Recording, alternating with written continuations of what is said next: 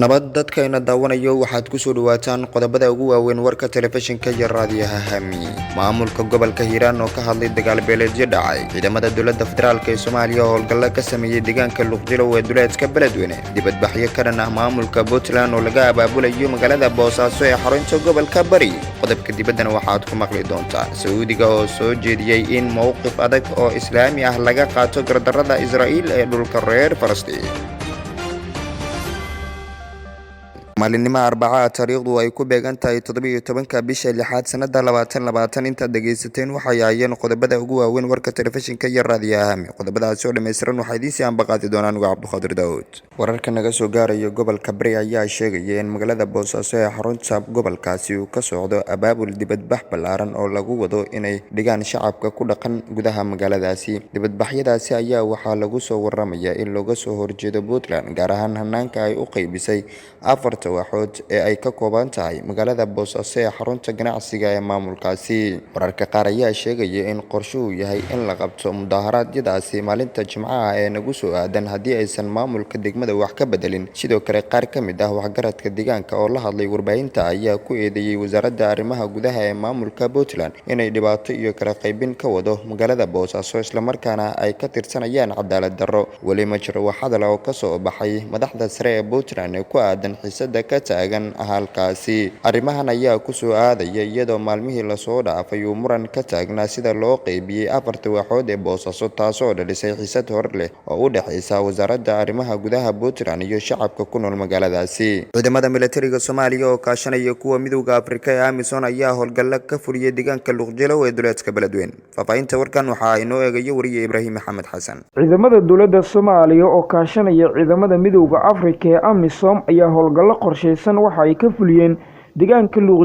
oo qiyaastii 25 kiiloomitir dhanka koonfureed kaga beegan magaalada baladweyne ee xarunta gobolka Hiiraan howlgalkani ciidamada dawladda iyo kuwa AMISOM ayaa waxa ku wehelinayay saraakiil ka tirsan ciidamada dawladda Soomaaliya iyo maamulka gobolka Hiiraan abaandulaha ciidamada xoogga dalka Soomaaliyeed qaybta 27aad General Saalax Yacquub ayaa waxa uu faahfaahiyay howlgalkani ay ciidamada ka sameeyeen deegaanka luuq ee duleedka magaalada baladweyne waxa uuna taliyaha sheegay in ay howlgalkani al-shabaab kaga furteen dhalinyaro in muddo ah u xirnaa dhinaca kale gudoomiye ku-xigeenka siyaasadda iyo maaliyadda Abuukar Cabdullaahi oo howlgalkani ku weelinayay ciidamada xoogga dalka Soomaaliyeed ayaa waxa uu sheegay in howlgalkani ay sii joogteen doonaan howlgalkani ayaa waxa uu ku soo beegmayaa xilli habeena ka hor ay tiro madaafiic ah ku soo dhaceen xerada suuqa xoolaha oo dhanka koonfur galbeed kaga beegan magaalada baladweyne ee xarunta gobolka Hiiraan xeradaasi ayaa waxaa degan ciidamada qaybta ka ah midowga Afrika AMISOM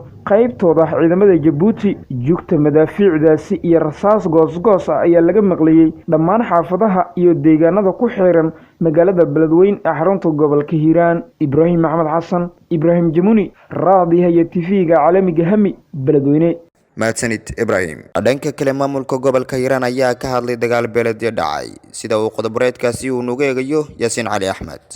saacadihii ugu dambeeyay waxaa deegaanka abaalayay waqooyiga bari ee magaalada baladweyne ka dhacay dagaalo dhexeeya laba maleeshiya beelad kaasi oo geystay khasaare isugu jira dhimasho iyo dhaawac waxaana dagaalka ka hadlay maamulka gobolka Hiiraan gudoomiye ku-xigeenka dhinaca siyaasadda iyo maaliyadda maamulka gobolka Hiiraan Abuukar Cabdullaahi Maadey ayaa sheegay nasiib darro tahay xilligan inay dhacaan dagaal beeleedyo iyadoo oo uu jiro dagaal lagula jiro ururka al-shabaab waxa uu sheegay in dagaal beeleedyada ay soo abaabuleen ururka al-shabaab waxaana uu ugu baaqay labada maleeshiya beelad inay dagaalka joojiyaan isla markaana miiska wada hadalka wax walba lagu xaliyo anoo munaasabadan ka faa'iideysana nasiib darro waaye dagaal qabiil in ma aragto waqtan uu sii socdo anoo marka baaqiga wado dadka dagaalada qabaa'ilka wada waa wax ay soo abaabuleen dagaaladaas la joojiyay maanta waxaan maqlay dhinacaan maarta abaalimi ah inuu dagaal beeleed ka dhacay dagaaladaas la joojiyay dagaal kana noo yeelo ku kala waa nasiib darro in la qaado oo wiil ku dhinto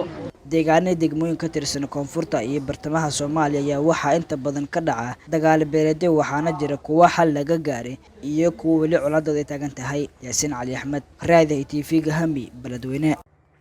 mahadsanid Yaaska dawadayaal bal markan waxaad ku soo dhawaataan qodobka ugu doorkaroon warka dibadda golaha wasiirada ee boqortooyada Saudi Arabia ayaa sheegay in boqortooyadu ay si buuxda u taageersan tahay dadka reer Falastiin si ay dib u helaan xuquuqdooda oo buuxda ayna u diidaan qorshaha Israa'iil ee ah in laga burburiyo qaybo ka mid ah daanta galbeed. Sacuudi Arabiya ayaa ku tilmaamtay tallaabooyinka Israa'iil kuwo xadgudub ku ah axdiga qaramada midoobay, mabaadi'da sharciga caalamiga ah iyo qaraarada qaramada midoobay. Dhammaan kusimaha wasiirka warbaahinta Sacuudi Arabiya Majid al-Qazabi oo wareysi siiyay wakaalada wararka ee Sacuudi Arabiya ee SBA ayaa sheegay in golaha wasiiradu ay taageereen baaqii Sacuudiga ee ahaa in la qaato mowqif midaysan oo islaami ah kaas oo ku wajahan gardarrada Israa'iil intii lagu guda jiray kulan aan caadi ahayn oo ay yeesheen wadamada ku midaysan ururka iskaashiga Islaamka. Kulanka golaha wasiirada oo uu gudoominayay mas'uulka labaad masjidka barakeysan ee Boqor Salmaan waxaa sidoo kale lagu cusboonaysiiyay cambaareynta ku aadan gantaalada iyo diyaaradaha aan duuliyaha lahayn ay wadaan maleeshiyaadka Xuutiyiinta Yemen oo ay si kulal uga hadleen golaha wasiirada ee Sacuudi Arabiya. Gabagabada ayaan kusoo gabagabaynaa warka telefishinka raadiyaha Hami. Tan warkan kiisa xiga aan ku kulmi doono waxaan idinkaga tagayaa sida iyo amaan Allah.